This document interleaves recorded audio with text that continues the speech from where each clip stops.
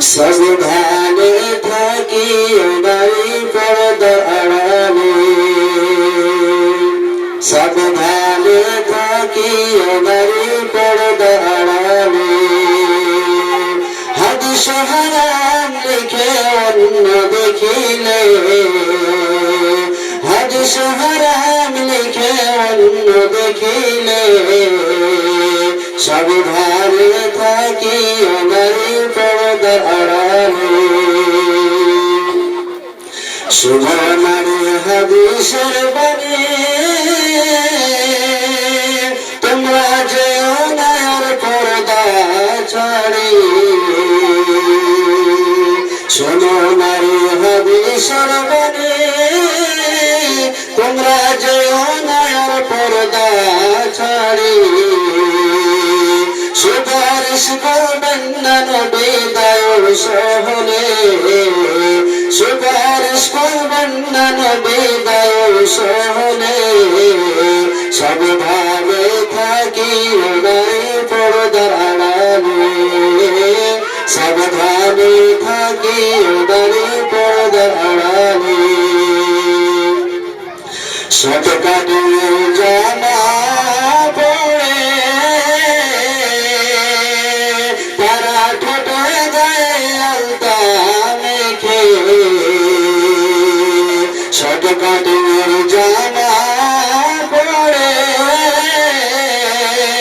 তারা ঠোঁটে দেয় আলতা মেখে। রূপের ব্যবসা করে তারা শহরে চলে, রূপের ব্যবসা করে তারা শহরে চলে। সাবধানে থাকি নারী পর্দার আড়ালে, সাবধানে থাকি নারী পর্দার আড়ালে। কলির যুগের নারী গণে তারা দলে দলে বসিনে মাতে, দলে দলে বসিনে মাতে শয়তানের বেশে, দলে দলে বসিনে মাতে শয়তানের বেশে। সাবধানে থাকি নারী পর্দা আড়ালে, সাবধানে থাকি নারী পর্দা আড়ালে। সৃষ্টি সেরা জাতি হইয়া তোমরা ঘরে না পর্দা ছাড়া। কি সব দিবে তোমরা হাসরের কালে, কি সব দিবে তোমরা হাসরের মাঠে। সাবধানে থাকি নারী পর্দা আড়ালে, সাবধানে থাকি নারী পর্দা আড়ালে। পর্দা করে চললে নারী ফাতেমার সঙ্গে তুমি, ফাতেমার সঙ্গে তুমি জান্নাত করবে, ফাতেমার সঙ্গে তুমি জান্নাত করবে। সাবধানে থাকি নারী পর্দা আড়ালে, সাবধানে থাকি নারী পর্দা আড়ালে। হাদিস হারাম লিখে অন্য দেখিলে, সাবধানে থাকি নারী পর্দা আড়ালে। শ্রদ্ধেয় ও সম্মানিত উজ্জ্বলতম আজকের সভার সভাপতি সাহেব, মঞ্চে উপবিষ্ট ওলামা ইকরামগণ, সামনে বসে থাকা বাচ্চারা আমার ও মায়েরা আমার, বোনেরা আমার, সর্বপ্রথমে আমরা সেই মহান স্রষ্টার প্রশংসা করি যে মহান স্রষ্টার দয়ায় কৃপায় আজকে আমরা এই দাওয়াতি সভায় আসতে পেরেছি। তাকে প্রশংসা করি, সবর করি আমরা আলহামদুলিল্লাহ। তারপরে পরে আমাদের নবী নবীর সামাজিক নেতা, বিশ্ব শান্তি অগ্রনায়ক মুহাম্মদ সাল্লাল্লাহু আলাইহি ওয়াসাল্লাম, তিনার প্রতি দরুদ ও শান্তির ধারা অবতীর্ণ হোক। আল্লাহুম্মা আমিন, আল্লাহুম্মা সাল্লি আলাইহি, আল্লাহুম্মা বারিক আলাইহি। আজকে আমি আপনাদের সম্মুখে যে বিষয়টিকে নিয়ে আলোচনা করতে চাই, এই যে আপনারা আপনাদের মেয়েদেরকে যে শিক্ষা দিচ্ছেন, কেন শিক্ষা দিচ্ছেন, তার লাভ কি, এবং এই মেয়েদের কি বৈশিষ্ট্য ছিল, আদার্স যেগুলো রিলিজন রয়েছে সে সম্পর্কে ইনশাআল্লাহ কিছু কথা বলে আমি আমার বক্তব্য শেষ করবো ইনশাআল্লাহ। আজকে বর্তমান সময়ে খুবই দুঃখজনক ঘটনা যে মায়েরা বোনেরা আমার এমন ভাবে তিনারা রাস্তা ঘাটে চলাফেরা করেন যে মনে হচ্ছে যে এই নারীটা বা এই মেয়েটা মনে হচ্ছে ইসলাম ধর্মে জন্ম নেয়নি, অথবা এই মায়েরা বোনেরা আমার বর্তমান সময়ে তিনারা এমন একটা জাতিকে অনুসরণ করেছেন যে জাতিকে বলা হয়েছে জাহেলিয়াতের যুগ। সেই জাহেলিয়াতের যুগে যেভাবে মানুষেরা, যেভাবে মেয়েরা বোনেরা আমার অর্ধনগ্ন হয়ে চলাফেরা করত, নিজের ইজ্জতকে বিলীন করে দিত, ঠিক সেই রকমই আজকে বর্তমান সময়ে মা বোনেরা আমার রাস্তাঘাটে চলাফেরা করে।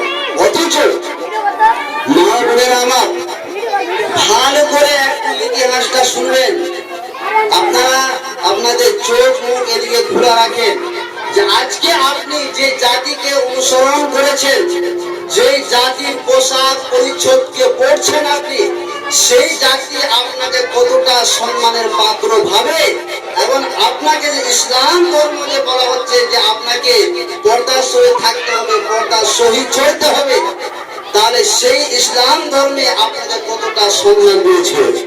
জাহেলিয়াতের যুগের কথা বলি, জাহেলিয়াতের যুগে এই মেয়েদেরকে মর্যাদা দেওয়া হয়নি, বরং ইহুদি খ্রিস্টানেরাও নারীদের মর্যাদা দেয়নি, বরং অমুসলিমেরাও নারীদের মূল্যায়ন করেনি।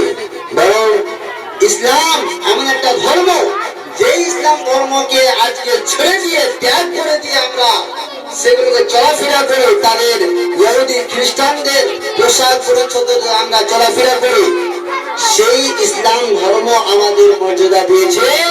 ইহুদি খ্রিস্টানেরা অমুসলিমেরা মায়েদের মর্যাদা দেয়নি। সেই সম্পর্কে চলে আসি, আল্লাহ রাব্বুল আলামিন কোরআন পাকের মধ্যে কি বলছেন? কোরআন পাকের মধ্যে বলছেন যে ওয়াইজা বুশরা আহাদুহুম বিল উনসা জাল্লা ওয়াজহুহু মুসওয়াদান ওয়া হুয়া কাযীব। হে পৃথিবীর মানুষেরা শোনো, যখন জাহেলিয়াতের যুগে কাউকে যখন কন্যা সন্তানের সুসংবাদ দেওয়া হতো, তখন জাল্লা ওয়াজহুহু তাদের মুখমণ্ডল কালো হয়ে যেত, জাল্লা ওয়াজহুহু মুসওয়াদান তাদের মুখমণ্ডল কালো হয়ে যেত, এবং ওয়া হুয়া কাযীব এবং অসহনীয় মনস্তাপে ক্লিষ্ট হতো। ইয়াতাওয়ারা মিনাল কওমি মিন সুই মা বুশিরা বিহি আইমসিকুহু আলা হুমিন আম ইয়াদুসুহু ফি তুরাব আলা সাআ মা ইয়াহকুমুন। এবং তাদেরকে যে সংবাদ দেওয়া হতো কন্যা সন্তানের, তার জন্য সে মান সম্মানহীনতা সত্ত্বেও, সে গ্লানি সত্ত্বেও সে কি করতো? ইয়াতাওয়ারা মিনাল কওম, নিজ সম্প্রদায় হতে আত্মগোপন করত। তারপরে সে জাহেলিয়াতের যুগের মানুষেরা তারা চিন্তা ভাবনা করত যে মান সম্মানহীনতা সত্ত্বেও আইমসিকুহু আলা হুমিন আম ইয়াদুসুহু ফি তুরাব। সে জাহেলিয়াতের যুগের মানুষেরা চিন্তা করতে দিত যে মান সম্মানহীনতা সত্ত্বেও সে মেয়েটাকে রেখে দিবে না মাটিতে পুঁতে দিবে। তারা দুটো জিনিসকে বাছাই নিত, বাছাই করে নিত যে হয় এই মেয়েটা মান সম্মান যাচ্ছে যাক, কিন্তু এই মেয়েটাকে কি করবো? মাটিতে পুঁতে দিব অথবা রেখে দিব। এটা দুটো পথ তারা বেছে নিত। কিন্তু আমার আল্লাহ রাব্বুল আলামিন বলছেন আলা সাআ মা ইয়াহকুমুন।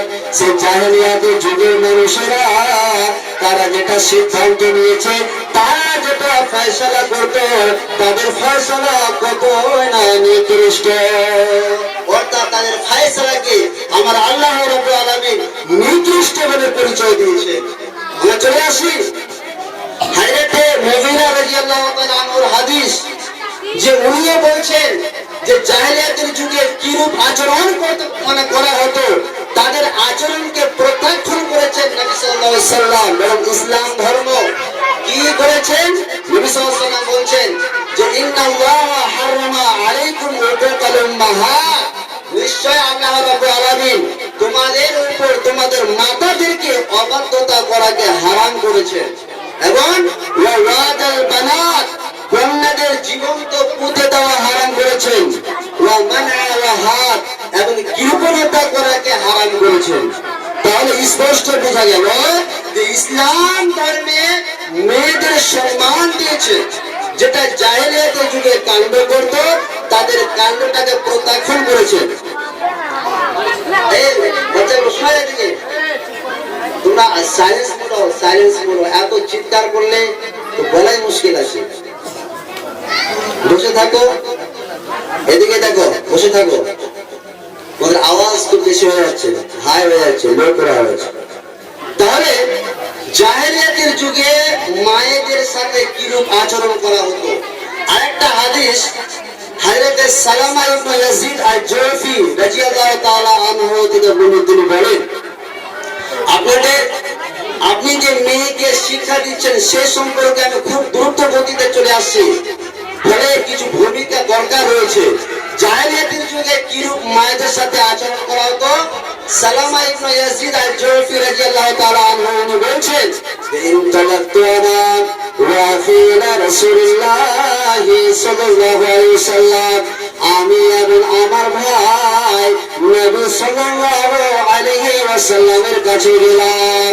আর নবী সাল্লাল্লাহু আলাইহি ওয়াসাল্লামকে গিয়ে বললাম, হে আল্লাহর রাসূল গো, ইন্না উম্মানা মুলাইকা, নিশ্চয় আমাদের মা মুলাইকা কানাত তাসিলুর রাহমা, আত্মীয়দের সাথে ভালো সম্পর্ক রাখতেন, ওয়া তাকরিজ যায়ফা, এবং অতিথিদের আপ্যায়ন করতেন, ওয়া তাফালু, এবং আমার মা জাহেলিয়াতের যুগে ভালো ভালো কাজ করতেন, নেকির কাজ করতেন। হে আল্লাহ রাসূল গো, ফাহাল যালিকা নাফিআ শাইআন, আমার মা যে জাহেলিয়াতের যুগে নেকির কাজগুলো করত, তবে সে নেকির কাজগুলোকে কিয়ামতের মাঠে আমার মায়ের কোনো উপকারে আসবে কি? কোন উপকারে আসবে? নবী সাল্লাল্লাহু আলাইহি ওয়াসাল্লাম বললেন, না, তোমার মায়ের যে সব কর্মগুলো যে জাহেলিয়াতের যুগে করেছিল সেগুলো কিয়ামতের মাঠে কোনো উপকার আসবে না। এবার দেখুন, সালামা ইবনে ইয়াজিদ আল-জুফি রাদিয়াল্লাহু তাআলা আনহু বলেছেন যে আমার মা কি করেছে, ফাইন্নাহা কানাত ওয়াদাত উখতাল লানা ফি জাহেলিয়াতি, হে আল্লাহর রাসূল গো, আমার মা আমার এক বোনকে জীবন্ত সে মাটি খুঁড়ে আমার বোনকে পেটে দিয়েছে। হে আল্লাহর রাসূল, ফাহাল যালিকা নাফিআ শাইআন, আমার মা যে একটা আমার বোনকে যে জীবন্ত মাটিতে পুঁতে দিয়েছে, মাটি খুঁড়ে যে পুঁতে দিয়েছে, তো তার কি কোনো ক্ষতি হবে? নবী সাল্লাল্লাহু আলাইহি ওয়াসাল্লাম বললেন, আর ওয়াইদাতু ওয়াল মাউদাতু কিলাহুমা ফিন্নার, যাকে দাফন করা হয়েছে এবং যে দাফন হয়েছে উভয়ে জাহান্নামে যাবে। তবে ইল্লা আন তুদরিকাল ওয়াইদাতুল ইসলাম ফায়াফুল্লাহু আনহা, পরে যদি ইসলাম ধর্ম গ্রহণ করে নেয় তাহলে হতে পারে আল্লাহ রাব্বুল আলামিন ক্ষমা করে দিবেন। তাহলে বোঝা গেল যে জাহেলিয়াতের যুগে মেয়েদের সাথে কিরূপ আচরণ করা হতো। আরেকটু আমরা চলে যাই, হযরত ওমর রাদিয়াল্লাহু তাআলা আনহু থেকে বর্ণিত, তিনি বলেন যে কায়েস ইবনে আসিম একজন সাহাবী নবী সাল্লাল্লাহু আলাইহি ওয়াসাল্লামের কাছে আসলেন। আসার পর দেখেন এদের মেয়েদের সাথে কিরূপ আচরণ করত, সমাজের লোকেরা বাধ্য হয়ে যেত এই আচরণটা করতে। তার কারণ, যদি আমার মেয়ে সন্তান জন্ম নিয়েছে জাহেলিয়াতের যুগে, তাহলে গ্রামের লোকেরা সবাই ছিছা করতো, এ তোর কি হয়েছে রে, তোর মেয়ে হয়েছে, ছি ছি ছি ছি, তোর মেয়ে হয়েছে, ছি, মানে এতটা খারাপ নজরে তারা দেখতো। বলে সে যুগে মানুষেরা মেয়েদেরকে, কন্যা সন্তানদেরকে জীবনকে পুঁতে দেওয়াকে একবার বাধ্য হয়ে যেত। মাটি খুঁড়ে কন্যা সন্তানকে পুঁতে দিত। হযরত কায়েস ইবনে আসিম উনি নিজেই বলছেন যে আমি রাসূল সাল্লাল্লাহু আলাইহি ওয়াসাল্লামের কাছে গেলাম, যাওয়ার পরে বললাম ইয়া রাসূলুল্লাহ সাল্লাল্লাহু আলাইহি ওয়াসাল্লাম ইন্নী ওয়া'তু সামানিয়া বানাতি ফি জাহিলিয়া, হে আল্লাহর রাসূল গো, জাহেলিয়াতের যুগে আমার একজন কন্যা নয়, দুইজন নয়, তিনজন নয়, চারজন নয়, এই করে করে আমি আমার 8 জন কন্যাকে মাঠে নিয়ে গেছি।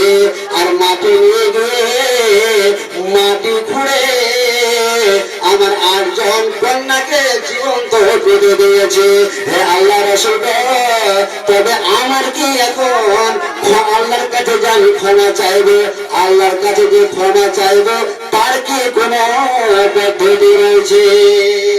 তখন নবী সাল্লাল্লাহু আলাইহি ওয়াসাল্লাম বললেন, হে কায়েস ইবনে আসিম শুনো, আতি মিন কুল্লি ওয়াহিদাতিন মিনহা রাকাবাতান, হে কায়েস ইবনে আসিম শুনো, তোমার প্রত্যেকটা কন্যার বিনিময়ে যে কন্যাগুলোকে তুমি নিয়ে গিয়ে মাঠে নিয়ে গেছো, আর মাঠে নিয়ে গিয়ে মাটি করে তোমার কন্যাদেরকে যে জীবন্ত বেঁধে দিয়েছে, হে কায়েস ইবনে আসিম শোনো, আতিক আন কুল্লি ওয়াহিদাতিন মিনহা রাকাবাতান, প্রত্যেকটা কন্যার বিনিময়ে একটি করে গোলাম আজাদ করে দাও। এবার কায়েস ইবনে আসিম বলছেন, ইয়া রাসূলুল্লাহ, হে আল্লাহর রাসূল সাল্লাল্লাহু আলাইহি ওয়াসাল্লাম, আপনি যে বলছেন প্রত্যেকটা কন্যার বিনিময়ে একটা করে গোলাম আজাদ করে দিতে, তো আমার তো গোলাম নেই, আমার তো দাস নেই আল্লাহর রাসূল, তাহলে আমি কি করব? ইন্নী সাহেব ইবলিন, আমি তো হচ্ছি উটের মালিক। তখন নবী সাল্লাল্লাহু আলাইহি ওয়াসাল্লাম বললেন, হে কায়েস ইবনে আসিম শোনো, ইহদি ইনশিতে আন কুল্লি ওয়াহিদাতিন মিনহুন্না বাবানাতান, হে কায়েস ইবনে আসিম তাহলে শোনো, তুমি প্রত্যেকটা কন্যার বিনিময়ে, তুমি প্রত্যেকটা মেয়ের বদলে একটি করে আল্লাহ রাস্তায় কুরবানি করে দাও। তাহলে ওই কায়েস ইবনে আসিম কয়টা মেয়েকে জবে করেছিলেন, কয়টা মেয়েকে জীবন্ত পুঁতে দিয়েছিলেন? আপনাদের কাছে শুনতে চাই, কয়টা বলুন দেখি? 8টা। তাহলে আপনারা শুনছেন, আমি ভাবছি মনে হয় আপনারা শুনছেন না। তাহলে 8 জন কন্যাকে জীবন্ত পুঁতে দিয়েছিলেন। নবী সাল্লাল্লাহু আলাইহি ওয়াসাল্লাম কি বললেন? প্রত্যেকটা কন্যার বিনিময়ে একটি করে কি কুরবানি দিতেন? উট কুরবানি দিতেন, তাই তো? এবার চলে আসি আমরা ইসলাম ধর্মে নারীদের কতটা মূল্যায়ন করেছে। আপনি যে আপনার কন্যা সন্তানকে এই মাদ্রাসা ইসলামিয়াতে ভর্তি করেছেন, তাকে আদব কায়দা শেখানোর জন্য, কোরআন হাদিসকে অধ্যয়ন করার জন্য কেন দিয়েছেন? দিলে আপনার লাভ কতটুকু? আপনি যদি আপনার মেয়েকে আদব কায়দা শিক্ষা দেন, তাহলে আপনার লাভ কতটুকু চলে আসে? নবী সাল্লাল্লাহু আলাইহি ওয়াসাল্লাম বলেছেন, মান আলা জারিয়াতাইনি হাত্তা তাবলুগা ইয়াউমাল কিয়ামাতি, যে মানুষের দুটি কন্যা সন্তান থাকবে এবং দুটি কন্যা সন্তানের মান আলা জারিয়াতাইনি হাত্তা তাবলুগা, সে দুটি কন্যা সন্তানের পূর্ণ বয়স্ক হওয়া পর্যন্ত সে দুটি কন্যা সন্তানের লালন পালন করবে। মান আলা জারিয়াতাইনি হাত্তা তাবলুগা ইয়াউমাল কিয়ামাতি আনা ওয়া হুয়া হাকাদা ওয়া জান্না সাবিয়াহু। নবী সাল্লাল্লাহু আলাইহি ওয়াসাল্লাম তিনার হাতে 2 আঙ্গুল রেখে দিলেন যে দুটি কন্যা সন্তানের যে ব্যক্তি থাকবে, দুটি কন্যা সন্তানকে লালন পালন করার জন্য কিয়ামতের মাঠে আমি আর ওই লালন পালনকারী বাবা, তার দুটো কন্যা সন্তানের বাবা, কিয়ামতের মাঠে আমরা দুজনে এইভাবে থাকবো। তাহলে বোঝা গেল, নবীর যদি আপনি সাথী হতে চান, নবীর সাথে যদি আপনি জান্নাতে থাকতে চান, তাহলে আপনার করণীয় কি? কন্যা সন্তানকে লালন পালন করতে হবে।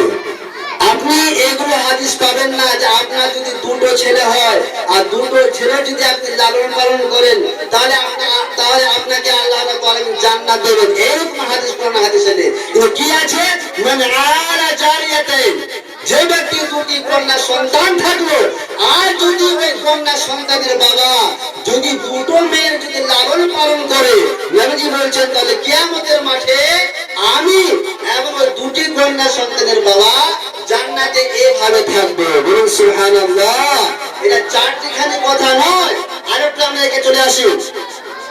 নবী সাল্লাল্লাহু আলাইহি ওয়াসাল্লাম বলছেন, মান কানা লাহু সালাসু বানাতিন, যে ব্যক্তি তিনটি কন্যা সন্তান থাকবে এবং তিনটি কন্যা সন্তানের ব্যাপারে ফাসাবারা আলাইহিন্না, আহারে আপনার যদি ছেলে হতো তাহলে আপনার ছেলে যখনই বয়স হয়ে যেত দিল্লি বোম্বাই গিয়ে টাকা কামিয়ে আপনাকে দিত, কিন্তু মেয়ে হয়েছে বলে মেয়ের এটা ক্ষমতা নেই যে দিল্লিতে গিয়ে টাকা পয়সা উপার্জন করবে। কিন্তু আমার আল্লাহ রাব্বুল আলামিন এবং নবী সাল্লাল্লাহু আলাইহি ওয়াসাল্লাম মেয়েদের কতটা সম্মান দিয়ে বাড়িয়েছেন। নবী আমার বলছেন, মান কানা লাহু সালাসু বানাতিন, যেই মানুষটার তিনটি কন্যা সন্তান থাকবে এবং তিনটি কন্যা সন্তানের ব্যাপারে ফাসাবারা আলাইহিন্না, ধৈর্য ধারণ করবে, ওয়া আতামাহুন্না ওয়া সাকাহুন্না ওয়া কাসাহুন্না মিন জুবাতি, এবং সামর্থ্য অনুযায়ী মেয়েকে খাওয়াবে, পান করাবে আর কাপড় পরিধান করাবে। নবী আমার বলছেন, ইন্না লাহু হিজাবাম মিনান নারি ইয়াউমাল কিয়ামাতি, কন্যা সন্তানকে লালন পালন করার কারণে আমার আল্লাহ রাব্বুল আলামিন বলছেন কিয়ামতের মাঠে জাহান্নাম থেকে আড়ালে থাকবে। তাহলে কিসের কারণে? কিসের কারণে? কন্যা সন্তানকে লালন পালন করেছে বলে নবীজি আমার বলছেন যে সে ব্যক্তি জাহান্নাম থেকে আড়ালে থাকবে। অর্থাৎ ওই লোকটা কন্যা সন্তানকে লালন পালন করার জন্য তার স্বার্থ অনুযায়ী তার সামর্থ্য অনুযায়ী খাবার এবং পান করার মানে পোশাক পরিচ্ছদ দেওয়ার কারণে আল্লাহ রাব্বুল আলামিন তাকে জাহান্নাম থেকে দূরে রাখবেন।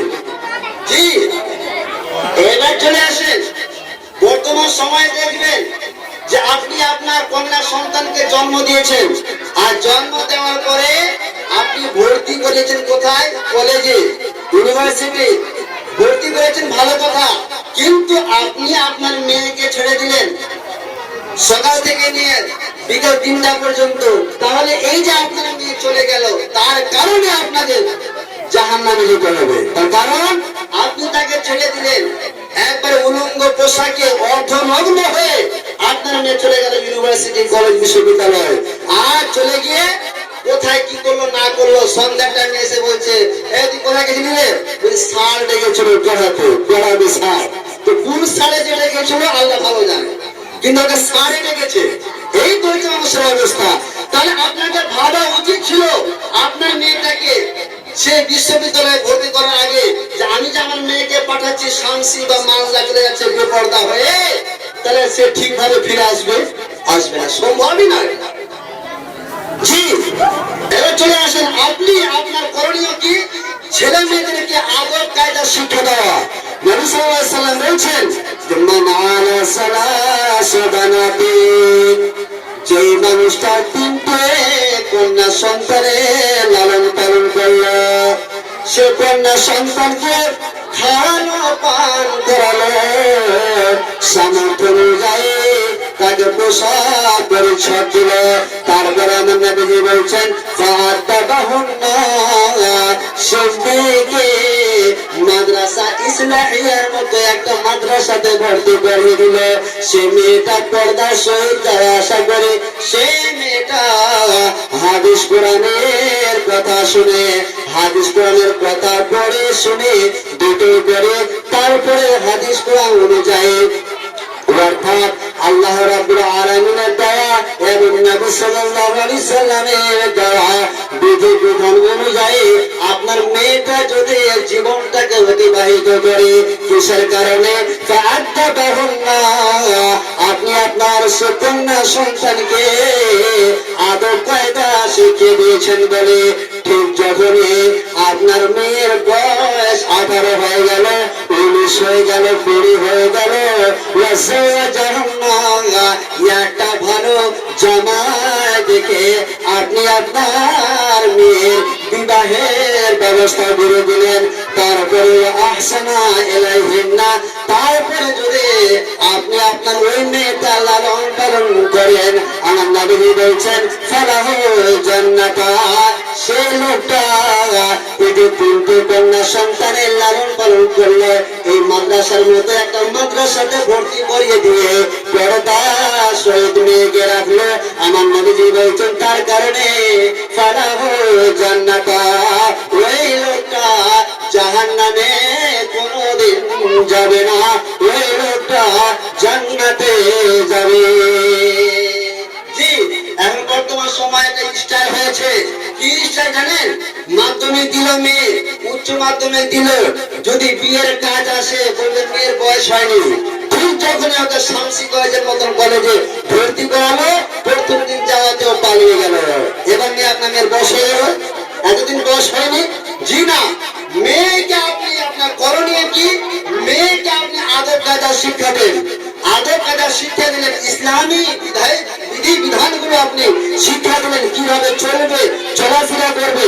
তারপরে পরে আপনার করণীয় হবে একটা সুন্দর জামাই দেখে, যে জামাই 5 ওয়াক্ত নামাজ পড়ে, 5 ওয়াক্ত নামাজের মানে পাবন্দি করে, সেরকম জামাই দেখে একটা আপনি বিবাহের ব্যবস্থা দিয়ে দিলেন। তো নবী বলছেন ফালাহুল জান্নাতা, তার কারণে ওই লোকটা কোথায় যাবে? জান্নাতে যাবে। তাহলে দেখুন ইসলাম ধর্ম মেয়েদের কতটা সম্মান দিয়েছে, কতটা সম্মান দিয়েছে। আজকে আপনি ইহুদি খ্রিস্টানের পোশাক পরে আপনি আপনার মেয়েকে রাস্তাতে চলাচ্ছেন।